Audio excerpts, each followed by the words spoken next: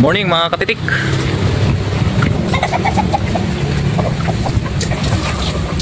Yan, pagaling na yung sugat ng inahin natin. Ayan, kunti na lang.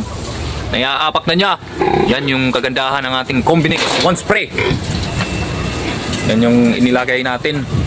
Tapos dito yung isa nating inahin. Yan, naghilom na rin yung sugat niya.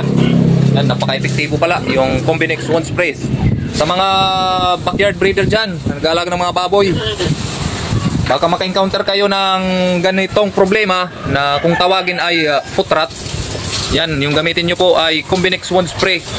Yan, tested ko. Yan, gumagaling na siya.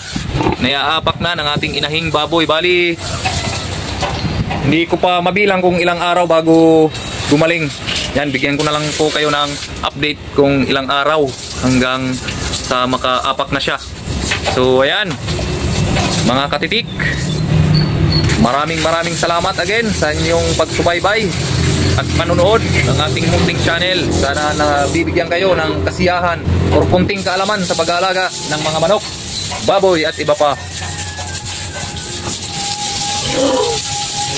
Yan, may kunting sugat pero naiaapak na niya. Pagaling na yan mga buddy. Yan, hindi na namamaga masyado. Tsagaan lang talaga yung paggagamot. Hindi ibig sabihin na ginamot nyo ngayon, gagaling na bukas. Tsagaan lang. Parang tao din lang yan. So ayan mga katitik.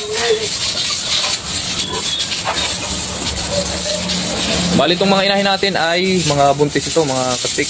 Sana bigyan tayo ng marami-raming mga biik at malulusog ng mga biik. Bali yung mga anak nila, ando na yung una kong pinakikita ng mga videos dun sa isang kulungan natin, dun sa manuka natin. Meron po tayong 21 heads na fattening. So yan, mahihiga muna si Mama.